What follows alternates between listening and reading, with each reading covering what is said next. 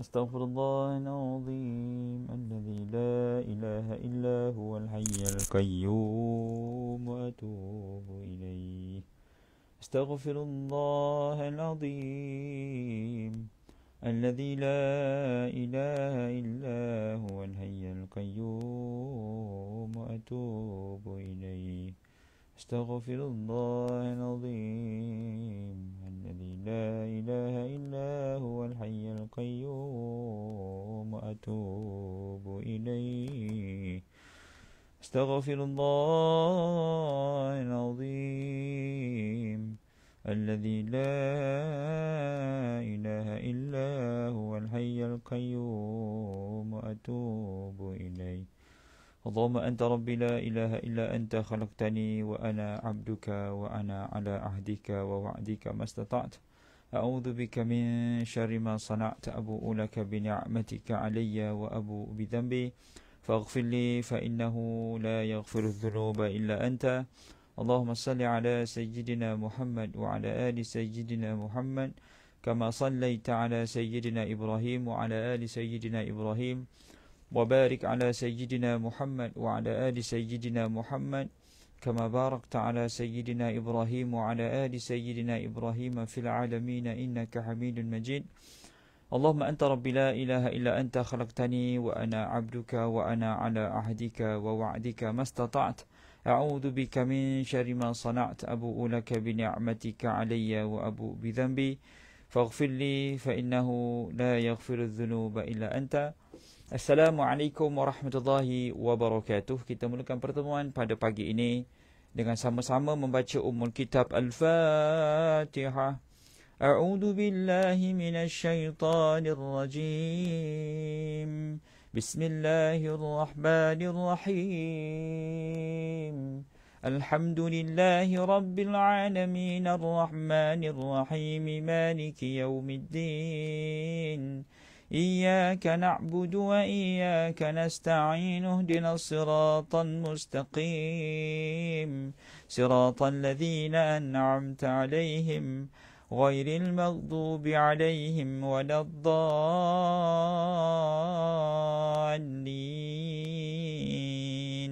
آمين.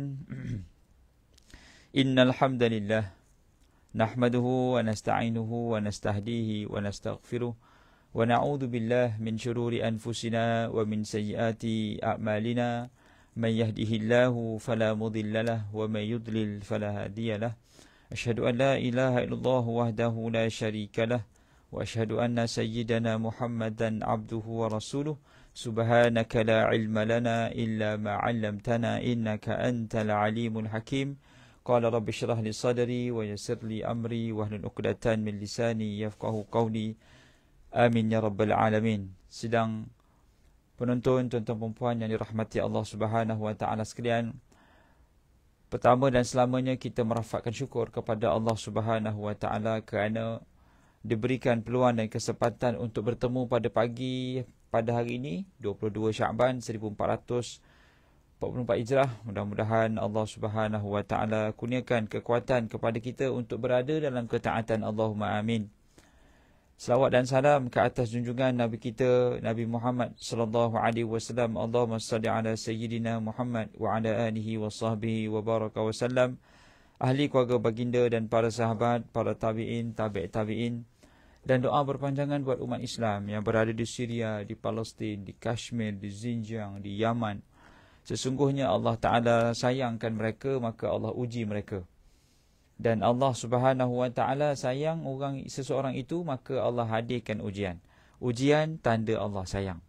Jangan pernah kita mengeluh ataupun kita give up ataupun kita marah. Apa saja ujian yang Allah Taala bentangkan di hadapan kita. Kerana apa pun yang berlaku, walaupun dari sudut pandangan dan kefahaman kita benda itu menyusahkan, menyakitkan, tapi semuanya itu hadir dalam keadaan Allah Taala sayang pada kita. Allah Ta'ala inginkan kebaikan pada kita dan Allah Ta'ala ingin hadirkan sesuatu yang luar biasa, yang terbaik dalam hidup kita. Kita mungkin tak nak benda itu berlaku, tetapi hakikatnya itulah yang terbaik. Gitu. Yang penting kita hidup dengan kekuatan. Kita hadirkan rasa taat kita pada Allah Ta'ala. Hadirkan rasa yang kita ini hidup atas ihsan daripada Allah Ta'ala. Allah nakkan yang terbaik dalam hidup ini. Ya, kita ni mana ada kemampuan untuk merubah sesuatu perkara tanpa keizinan Allah Ta'ala. Sebab itu bila musibah datang, kita sebut apa? Inna lillahi wa inna ilaihi raji'un. Daripada Allah Ta'ala dia datang dan kepada Allah lah akan dikembalikan. Ataupun kita sebut hasbunallah wa ni'mal wakil. Cukuplah Allah sebagai pembantu. Ataupun kita sebut wallahul musta'an. Allah Ta'ala yang maha pembantu. Banyak benda yang kita boleh amalkan sebagai menzahirkan rasa keterbergantungan kita kepada Allah Subhanahu wa Ta'ala semata-mata. Maka ayuh tuan-tuan perempuan, ya, kita nak menjelang masuk Ramadan yang lebih kurang 7 hari, 8 hari ni, kita mempersiapkan diri untuk beramal soleh sebanyak mungkin, kerana tak semua orang Allah Ta'ala izinkan bertemu dengan bulan Ramadan. Kita kalau Allah izinkan bertemu, percayalah Allah Ta'ala nakkan kebaikan dalam hidup kita. Berapa ramai manusia yang lebih baik daripada kita, Allah Ta'ala tak izinkan bertemu bulan Ramadan. Kita yang mungkin serba kekurangan, mungkin kita ni serba kedaifan, kita mungkin banyak dosa dan maksiat yang kita tidak minta ampun lagi. Tetapi Allah izinkan masuk ke bulan Ramadan. Itu tandanya Allah nakkan sangat banyak kebaikan dalam hidup ini, Masya Allah. Kepada Hakak Ahlul Nizam, Waalaikumsalam warahmatullahi wabarakatuh. Kepada Makcik Atikah Tukimin daripada Melaka, Kak Azhar daripada Sungai Perak. Terima kasih atas kehadiran Kak Faridah B, Masya Allah. Ujian tanda Allah sayang, ya betul, Masya Allah. Dan semua yang hadir, kepada Puan Hindun Hussein, Waalaikumsalam. Kepada Kak Rafiq Ismayadi, kepada Kak Fauzah Yunus daripada Damansara, Ar-Rosmil, Waalaikumsalam. Dan semua yang hadir didoakan kebaikan. Wong Jowo, Waalaikumsalam. Masya Allah. Masya Allah. Yeah. Kita menyambung perbahasan kitab, iaitu Minhajul Abidin. Minhajul Abidin, karangan Imam Al-Ghazali. Iaitu wasiat Imam Al-Ghazali. Wasiat Imam Al-Ghazali. Masya Allah. Jadi ujian dipanggil awarid dalam hidup kita ni. Kita nak jadi insan yang terbaik, ada ujian. Kita nak naik pangkat, ada ujian kenaikan pangkat. Kita nak belajar degree, ada ujian level degree-nya. Kita nak belajar SPM, ada ujian tahap SPM-nya. Jadi semua itu ada tahap masing-masing. Semua tu dia ada tahap dia masing-masing. Jadi lagi hebat seseorang itu, maka lagi tinggi ujian dia. Jadi ujian ini untuk meningkatkan nilai kita lah. Kata Imam Ghazali, ada beberapa halangan yang boleh menghalang manusia untuk taat pada Allah Ta'ala. Yang pertama, halangan datang daripada nafsu sendiri, nafsu. Kalau kita tak manage our own desire, maka kita lah yang akan rugi. Kehendak kita ni, kita perlu kawal dia, tuan-tuan dan puan. Kehendak.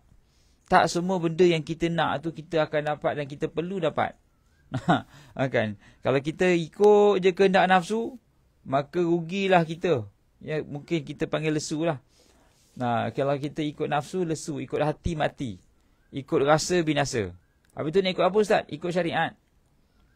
Ikut syariat lah. Janganlah ikut hati. Ya, kalau kita ikut hati kita ni, semua benda kita nak. Tapi tak semua kita mampu handle. Kita nak gaji besar. Bila gaji besar, kita nak duit banyak. Bila duit banyak, kita tak mampu nak handle duit tu. Tak merapu-rapu kan kita buat dengan duit yang banyak tu. Cubalah kalau kita diberikan 1 juta, apa yang kita nak buat? Kalau kita tak mampu nak buat apa-apa dengan duit tu, maka eloklah jangan ambil pun 1 juta tu. Eloklah tak ada. Ada orang kata, Ustaz, saya ni Ustaz, saya nak sangat jadi jutawan. Saya cakap, kenapa nak jadi jutawan? Untuk saya beli rumah besar, untuk beli kereta besar, untuk beli macam-macam lah yang seronok-seronok. Saya kata, seronok ke rumah besar tu? Saya tanya dia, seronok ke rumah besar? Seronok ke kereta besar? Dia kata, kenapa tak seronok pula, Ustaz? Sebab ada orang ada rumah besar, tapi dia tak suka duduk rumah besar, dia suka duduk rumah kecil. Bagi saya rumah awak, bila tengok rumah, ya Allah, rumah bersepahnya. Macam mana awak nak ada rumah besar? Rumah kecil pun bersepah. Contoh gitu. Kita nak sesuatu yang tidak masuk di akal. Kita nak apa yang orang nak, sedangkan kita tak perlu pun. Ya, hidup kita ni sentiasa dipenuhi apa yang kita perlu sahaja. Kalau kita tak perlu, maka Allah tak datangkan benda tu. Mintalah, bergeria minta. Kalau kita tak perlukan, Allah tak bagi sebab kita tak mampu nak pikul. Sebab itu hadirkan keperluan untuk mengkabulkan hajat-hajat kita. Hajat-hajat kita mesti berada dalam ruang keperluan. Kalau kita hanya hajat kepada dalam ruang berkehendak dan rasa-rasa nak, maka very unlikely to happen lah, to get. Tidak akan susah kita akan nak dapat benda yang kita rasa kita nak. Tapi kita akan dapat apa yang kita perlukan. Dunia ni selalu memberi jawapan kepada orang yang sedang memerlukan, bukan kemahuan. Gitu ya. Walaupun selalunya kita mesti cetuskan kemahuan. Bila ada kemahuan, di situ ada kemampuan. Tapi bila Allah kabulkan doa kita, selalunya kita akan ada keperluan dulu. Allah akan datangkan keperluan kita. Keperluan. Kemahuan belum tentu lagi kita perlu ke tidak. Kita perlu maka Allah datangkan. Masya Allah. Terima kasih kepada Kak Ali Nahdi daripada Johor Bahru. Masya Allah. Dan yang kedua, ujian datang daripada godaan syaitan. Tadi nafsu. Yang kedua, godaan syaitan. Kalau kita tidak boleh manage godaan syaitan, maka kita akan tewas dan gagal dalam kehidupan ini. Ingatlah, jin dan syaitan tak pernah rehat daripada menggoda anak Adam. 2. Yang ketiga, godaan datang daripada kawan. Daripada nafsu, daripada syaitan, daripada kawan sekeliling. Kadang-kadang kita berkawan dengan hantu raya. Kan? Hantu raya ni maklumlah, dia macam-macam dia nak. Dia nak ajak kita buka puasa lah. Dia nak ajak kita mencuri lah. Dia nak ajak kita mengumpat lah. Itu hantu raya lah. Dia curi kita punya pahala. Jangan duduk dengan hantu raya. Jangan berkawan dengan orang yang boleh mencuri pahala-pahala kita di saat kita senyap. Kita dah pahala tak banyak. Elok pula dah ada rembat kita punya pahala. Duduk dengan kawan yang boleh memimpin tangan kita untuk bawa ke syurga.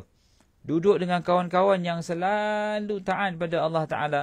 Agar kita yang tak berapa nak taat pun, kita terasa terpanggil untuk mentaati Allah Subhanahu Wa Ta'ala. Dan yang keempat,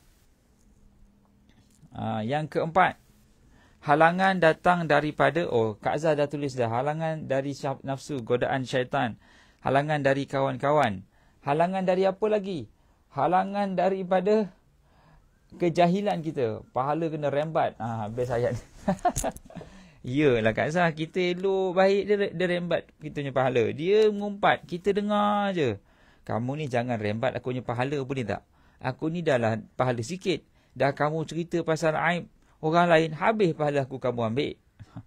Sebab mengumpat ni akan jadi sempurna bila ada orang yang mendengar.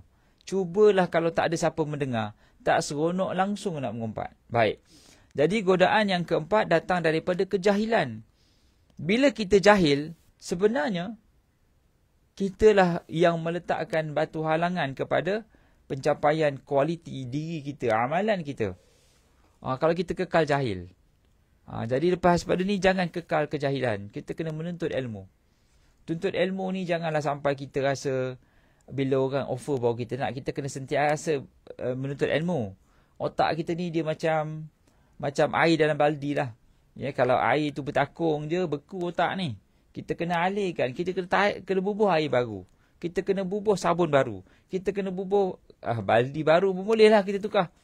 Kita tak nak otak kita ni diam. Dia jadi air yang membeku di dalam cawan, di dalam bekas. Lama-lama jentik-jentik pun ada. Lama-lama baju yang terendam pun busuk. Jadi kita kena bersedia untuk jadi apa? To unlearn and relearn. Tolong tulis ni. Ready to unlearn, learn and relearn. Unlearn tu maksudnya untuk untuk buang apa yang kita dah ada, blueprint tu. Kemudian belajar benda baru dan ulang belajar balik apa yang pernah kita belajar dulu. Unlearn, learn and relearn. Orang yang hebat, orang yang memiliki yang sentiasa kekal relevan adalah orang yang bersedia unlearn, learn and relearn. Apa maksud relevan? Relevan ni orang yang sentiasa boleh buat progres dalam hidup dia. Ataupun dia boleh sentiasa, orang kata seronok lah, ataupun bahagia, ataupun cukup. Sebab dia sentiasa up to date. Contohnya zaman sekarang kan zaman TikTok. Jadi para ustaz pun dah masuk TikTok. Bisnes-bisnes pun dah ke arah TikTok. Dulu ada Facebook, jadi semua orang buka Facebook. Sekarang ni ada TikTok, semua orang buka TikTok. Tapi ingat TikTok ni dia boleh jadi tempat pahala, dia boleh jadi tempat dosa. Sama juga Facebook, sama juga Instagram, sama juga Twitter, sama juga macam-macam lah media sosial ni. Ianya boleh jadi lembah pahala, dia boleh jadi lembah dosa. Jadi kita kena hati-hati, kita jangan jadi jahil. Kita kena update dengan ilmu baru supaya kita boleh tambah platform untuk taat pada Allah Ta'ala. Ya, Masya Allah. Terima kasih pada Kak Yat. Unlearn, learn and relearn. Maksudnya yang dah kita ada ni, kita letak tepi kejap. Kita belajar benda baru. Dan kita belajar balik benda yang kita belajar tadi. Dan baru kita masukkan apa yang kita belajar tadi. Tengok balik. Betul ke tidak? Kalau kita betul, maka kita betulkan. Kata CEO Nokia. Dia kata, we have done nothing wrong but we make loss. Kita ni tak buat apa-apa salah pun, kata CEO Nokia. Mana ada orang yang pakai handphone Nokia sekarang? Kalau pakai pun Samsung, iPhone. Samsung, iPhone. Ada tak orang pakai Nokia? Adalah orang pakai Xiaomi. Apa lagi handphone orang pakai? Blackberry. Blueberry ke Blackberry Blackberry. Orang dah tak pakai dah. Nokia lagi orang tak pakai. Sedangkan dulu, Nokia ni merupakan satu handphone yang revolusi. Tak ada siapa. Takkan kau tak ada handphone? Handphone dia Nokia. Takkan kau tak ada handphone? Handphone apa? Handphone Nokia. Jadi Nokia ni dah sampai ke satu revolusi yang semua orang pakai handphone Nokia. Dia pegang market pada ketika itu. Tapi kata CEO dia, kita tak buat salah apa-apa pun. Tetapi kita rugi. Sebab apa dia rugi? Blackberry. Blueberry pula dah. Blueberry tu nama margarin. Apa ni? Roti spread. Dia kata kami tak salah apa-apa pun. Tiba-tiba kami gagal. Sebab apa? Dia gagal mengadaptasi perubahan. Dia fail to adapt the changes. Kata satu pepatah tu, dia kata, not the one who strong who survive, but the one who most adaptive to changes. Bukanlah orang yang paling kuat itu akan hidup, tetapi binatang yang boleh berubah ikut perubahan. Nampak Contohnya polar bear. Kalau kadang-kadang saya terfikir macam mana beruang kutub boleh duduk di kutub utara. Sedangkan beruang ni patutnya duduk dekat dalam hutan makan madu. Tapi macam mana polar bear, beruang kutub, dia boleh duduk dekat kutub utara makan ikan. Dia bukan duduk dalam air. Dia duduk atas darat, atas ais. Tapi dia boleh hidup, tak ada pokok, dia makan ikan. Sebab apa? Kenapa beruang kutub boleh hidup di kutub utara? Sedangkan tak ada pokok pun. Macam mana dia tangkap ikan? Nampak? Sebab dia berjaya mengikuti perubahan keadaan dia. Dia adapt dengan suasana. Bila dia dapat adapt dengan suasana, maka dia survive. Jadi binatang-binatang yang survive sekarang ni adalah hasil daripada dia mampu berubah ikut keadaan pada ketika itu. Macam kita lah. Ya, kita dulu kerja makan gaji. Lepas dah tak makan gaji, kita makan apa? Makan gergaji. tak, bukan makan gaji. Gaji tu maksudnya kerja pagi, petang, siang, malam lah. Kerja pagi, balik petang. Tetapi bila kita dah tak kerja, kita meniaga. Jadi meniaga itu adalah cara kita adapt dengan perubahan dalam hidup. Dulu mungkin kita bujang. Kita duduk dengan mak ayah. Habis tu bila kita dah kahwin, jangan kita anggap kita macam anak mak ayah kita lagi. Kita anggap kita ni isteri orang. Kita ada suami. Bila kita berkahwin, kita nak kita seorang yang dilayan. Bersihkan kuku saya. Tolong pakaikan kasut saya. Tolong gosokkan baju saya. Jamban tolong basuh sampai bersih. Kita pula nak orang lain berubah untuk kita. Payah lagi ni. Kita berkahwin, kita yang bersedia untuk terima suasana perkahwinan itu. Sebab itu saya tengok rata-rata orang bercerai-berai. Sebab apa? Sebab dia tak nak berubah ikut keadaan. Dia tak nak adapt to the changes. Dia tak nak berubah. Dia tak nak ikut perubahan yang ada pada ketika itu. Dia dah tahu suami dia tu memang tak suka makan tempoyak. Mak dia suka masak tempoyak. Jadi dia sebagai isteri, dia kena ikut siapa? Saya tak ada. Mak saya memang makan pagi, sarapan memang makan dengan nasi dengan tempoyak. Awak tak suka makan tempoyak, itu lantak awak lah. Mana boleh begitu, ya? Memang confirm lah bercerai pasal suami dia tak suka makan tempoyak, dia masak tempoyak sarapan pagi. Apakah hair sarapan pagi makan tempoyak? Penin. Jadi kita kena ubah ikut keadaan. Orang yang boleh ubah ikut keadaan ni selalunya dia survive. The one who survive, the one who can adapt the changes. Masya Allah. Waalaikumsalam kepada Siti Maisarah. Masya Allah. Terima kasih kepada Normala. Saleh hadir daripada Terengganu. Macam Atikah benar Ustaz. Ni pun macam nak duduk kutub utara Ustaz, sejuk berbenar. Ya Allah Siti Maisarah, jangan gitu. Ustaz gergaji Kak Zah chainsaw. Masya Allah. Subhanallah. Beruang kutub putih duduk atas makan ikan. Beruang coklat pun duduk atas hutang makan buah. Itulah. Ya. Beruang ni hidup. Ada orang beruang ni duduk kutub utara. Ada beruang duduk dalam hutan. Ada beruang hidup dengan manusia. Sebab dia duit dia banyak, kita panggil orang yang beruang. Ya. Ada beruang hidup di kutub utara dipanggil polar bear. Beruang yang hidup dalam hutan dipanggil honey bear. Beruang yang duduk dengan manusia kita panggil orang yang banyak duit. Abang bear. Abang bear. cerita ejen ahli kan, Abang bear. Gitu. Jadi ingat, manusia ini akan terus menjadi relevan ataupun kita ni boleh survive kerana apa? Kita terima perubahan dalam hidup. Bila kita terima perubahan dalam hidup, insya-Allah kita akan jadi insan yang senang bersyukur pada Allah Subhanahu Wa Taala. Dan setiap perubahan dalam hidup kita ni tuan-tuan dan puan, mestilah ke arah positif. Tu tolong tulis tu. Setiap perubahan dalam hidup kita ni kita mesti tulis. Kita mesti berubah ke arah kebaikan. Ya, kita kena ada positive changes.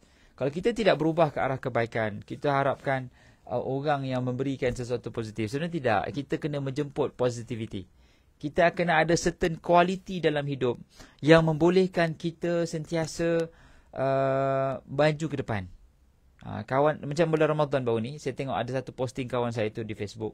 Dia dah beli 30 kontena kurma. Saya sebut dia dah bersedia dengan 30 kontena kurma. Allah 30 kontena kurma, 30 kontena penuh kurma. Selalunya kita dapat 2 kilo kurma pun seronok dah untuk kita jual ke kawan-kawan. Dia ada, kalau kita dapat 1 kontena pun dah makan tak habis dah. Dia 30 kontena yang dia supply. Memang jutawan. Dia memang jutawan dah pun. Umur muda lagi. Jutawan dah. Lepas tu saya tengok dekat satu posting Facebook dia.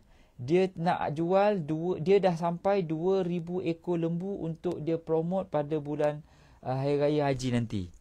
Allahu Akbar. Banyaknya lah bisnes dia. Ya, kurmanya 30 kontena. Lembu yang dah sedia untuk dijual 2,000 ekor. Jadi kalau 1 ekor lembu untung 1,000. Kali 2,000, tak ke 2 juta untungnya. Untungnya dah 2 juta. Kontena tu, kalau 1 kontena tu boleh untung 500,000 lah. Kalau ada 30 kontena, kali. Tengok tak macam mana dia buat keuntungan. Tapi hidupnya tak adalah makan batu permata, tidak. Dia tak makan batu permata. Tak adalah dia makan emas 999 karat tu masuk dalam makan. Makan emas kamu ya? Tak ada. Dia makan nasi je. Kadang-kadang saya makan lagi banyak daripada dia. Dia makan 1 pinggan. Pasal dia dah gemuk. Saya makan 2-3 pinggan. Pasal saya berjoging. Dia kata, bagus Ustaz Sabran. Makan banyak pun kurus halus je. Saya kata, mana maunya. Jogging lah yuk. Kita kena jogging. Dia makan sikit dah kembang-kembang macam limpam-pam. Budak tu muda lagi. Umurnya 35. Muda sangat. Dah kahwin dah. Muda. Dan isteri dia pun kaya. Saya cakap, Syekh, entah kaya-kaya ni nak pergi mana Syekh? Ana pun tak tahulah. Duit banyak nak pergi mana pun tak tahu. Bagi Ana lah 1 juta. Kata. Tak boleh Syekh. Entah tak pandai manage nanti. Entah nak 1 juta nak buat apa? Ana pun tak tahulah nak buat apa. Sebab tu Allah tak bagi entah 1 juta. Lagi entah duit banyak-banyak buat apa?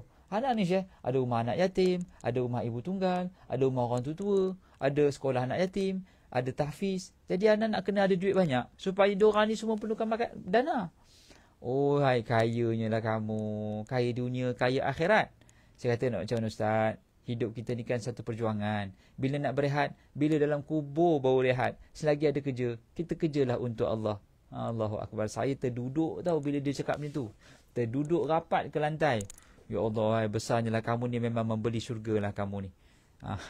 Sebab apa dia jadi macam tu? Sebab dia berubah ikut keadaan. Yalah, di saat kami habis belajar di Jordan dulu, lepas tu dia terus lompat dalam bidang bisnes. Kita sambung kerja. Habis belajar, semua kerja. Jadi cikgu, jadi pegawai bank. Dia berniaga. Dia berniaga apa tau? Dia berniaga kereta sewa. Dia buat loan satu kereta. Dia bisnes kereta tu lah. Dia jaga satu kereta. Sekarang ni, dia ada satu car dealer dia punya. Kita selalu beli kereta kan, kereta second hand. Dia ada satu kereta sewa, kedai kereta sewa dan kereta second hand. Dia ada kedai. Tapi kedai tu orang lain jagalah. Kedai tu orang lain jagalah. Dah bangun tidur dah. Anak saya dah bangun tidur dah. Baik, subhanallah. Dah bangun dah? Abang Adam dah bangun dah? Pergi cakap kat semua orang, Assalamualaikum. Tu kawan-kawan Abi. Bye-bye. Bye. Di depan nanti Abi datang. Ingat Jadi dalam hidup kita ni tuan-tuan perempuan, ni nak masuk Ramadan. Kita kena berubah untuk jadi orang yang sedia menghadapi Ramadan. Kalau kita tak sedia menghadapi Ramadan datang, maka kita tak nak berubah. Maka Ramadan berlalu, maka kita tak akan menjadi insan yang taat pada Allah. Jadi Ramadan ini adalah peluang yang terbaik untuk kita berubah jadi insan yang terbaik. Masya Allah. Sebab itulah kita tak kaya-kaya macam dia. Sebab kita tak ada duit, tak tahu nak buat macam mana. Ya, betul Kak Yat. Saya tanya dia, kamu ni, dia kata, Sabran, entah nak kaya, entah nak buat apa duit? Ana pun tak tahulah, Syekh. Ana tak tahu nak kaya ni sebab apa. Entah income berapa. Adalah sikit, cukup lah. Ada simpanan lebih tak? Ada berapa simpanan entah sebulan? Adalah 1,000. Entah buat apa 1,000 tu? Simpan lah. Ada lagi tak dalam bank? Ada? Sebab tu lah anda tak boleh nak tambah dah duit. Pasal anda tak tahu nak buat apa. Habis tu saya tanya balik. Habis tu anda nak buat apa? Ana ni banyak lagi dalam otak dia benda nak kena buat. Dia kata. Nak kena beli tanah tu. Nak bangunkan sekolah agama. Nak beli tanah tu. Nak bangunkan yayasan. Nak buat satu yayasan. Nak set up satu sekolah agama. Jadi yayasan ni untuk sekolah agama tu. Set up sekolah agama ni. Set upkan yayasan. Ya Allah Akbar. Dia tak pernah rehat. Dan dia tak pernah menikmati duit dia tu. Saya saja duduk-duduk untuk nikmati. Tak pernah. Dia hanya nikmati dia punya harta bila dia pergi kerja. Naik kereta yang sedap. Sekejap je. 5 minit je. Sejam je. Lepas tu dia parking lah tepi untuk dia kerja. Rumah yang tersergap indah tu dia hanya nikmati untuk dia buat kerja je. Walaupun duitnya banyak, tetapi dia tidaklah menikmati macam kita. Ya Allah, seronoknya, tenang, libur jiwa. Tak ada tenang libur jiwa, tak ada. Hidupnya sentiasa on the move untuk bekerja. Duit banyak sangat. Tapi memang sifat orang yang kaya-raya macam tu, memang sifat dia macam tu. Kita jangan hairan orang kaya ni, dia kaya sangat. Kalau dia memang start from bottom, daripada bawah, lalu dia kaya. Sebab dia bersedia untuk berubah ke arah yang lebih baik.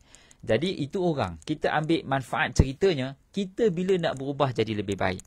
Kita bila berubah nak menghafal Quran, bila kita nak berubah nak tolong anak yatim, bila kita berubah untuk tolong masyarakat, bila kita berubah untuk, kebanyakan kita ni hanya penuhkan poket sendiri. Dia dah fikir macam mana nak penuhkan poket orang. Bila dia sibuk nak penuhkan poket orang, maka Allah Ta'ala penuhkan poket dia. Dia penuhkan poket orang. Allah Ta'ala penuhkan poket dia lagi. Pasal poket dia tu memenuhkan ramai poket anak yatim. Jadi dia terpaksa Allah Ta'ala masukkan poket dia tu penuh duit. Itu ada orang hebat gitu. Dan dia tak pernah terasa pun dia nak seronok-seronok dengan duit tu. Tidak. Sebab bagi dia, dia dapat satu kepuasan seronok bila dia dapat tolong orang. Dia dapat bantu orang. Allahu Akbar. Kalau macam itulah orang yang tuan-tuan dan puan, patutlah dia, layaklah dia dapat kaya. Sebab dia boleh handle banyak duit. Berjuta-juta duit dia handle. Umur dia baru 35. Tapi duit dia dah berjuta-juta dah. Kita dah sampai 53, dah sampai 30, terbalik-balik dah nombor tu. Kita ada, mungkin dah tak ada sejuta tu. Tapi sebab, yalah kita hanya kawal kita punya very limited space je. Dia dah sangat beyond dah. Dia sangat beyond dah. Dia nak buat sekolah, dia nak buat yayasan, macam-macam dia buat. Allahu Akbar. Semoga Allah Ta'ala merahmati dan memanjangkan umurnya insya-Allah. Jadi tuan-tuan dan puan, pada pagi ini kita bicarakan berkenaan bersedia untuk berubah. Ya, kita nak lawan halangan-halangan yang datang dalam hidup. Kita nak jadi insan yang lebih baik di sisi Allah Subhanahu Wa Ta'ala. Dan yakinlah Ramadan yang datang ini adalah peluang untuk kita berubah jadi lebih baik. Kalau kita gagal berubah, maka kita jadi pokok yang duduk diam. Ya, hujan ke, panas ke, duduk tercongok kat situ. Kita bukan pokok, kita orang. Kita boleh berubah. Ya, for things to change, you have to change. Untuk berubah, kita kena berubah jadi baik. For things to get better, you have to get better. Untuk sesuatu jadi baik, kita kena bergerak ke arah kebaikan. Jadi saya nak tanya semua ni, kita ni nak jadi baik ke tidak? Kalau kita nak jadi baik, kita kena mulakan sesuatu untuk tambah baik. Kita baca Quran satu muka, tambah semuka setengah. Kita sedekah RM10, tambah RM12. Kita apa lagi? Tolong pasangan kita masak nasi, upgrade masak nasi dan masak telur. Mesti ada nilai tambah. Kalau kita selalu sedia gosokkan baju suami, kita upgrade sikit. Gosok baju, gosok seluar. Ataupun kita upgrade sikit. Gosok baju, gosok seluar. Lepas tu, tolong pakaikan tai suami. Kita kena sentiasa upgrade hidup. Bila kita ada upgrading, kita naikkan kerja yang kita buat, Allah Ta'ala akan bukakan pintu-pintu rezeki masuk dalam hidup kita. Kalau kita hanya jaga anak kita je, tibalah masa untuk kita jaga anak abang kita. Kalau kita tibalah masa untuk kita bantu anak-anak jiran tetangga. Itulah cara kita nak menambahkan kantung rezeki kita dengan kita penuhkan rezeki orang lain. Kalau kita hanya penuhkan rezeki kita, Allah kata dah cukup dah. Kamu makan sepinggan je nasi lemak tu. Duit banyak lagi bukan nak bagi orang. Makan seorang. Eloklah tu satu pinggan. Tapi bila kita dah start jamu orang lain makan, percayalah Allah datangkan idea untuk kita berniaga. Dan akhirnya berniaga itu berjaya untuk bagi orang makan. Bukan kita makan pun. Duit dia banyak, dia tak makan pun. Yang dia makan semua orang lain makan duit dia.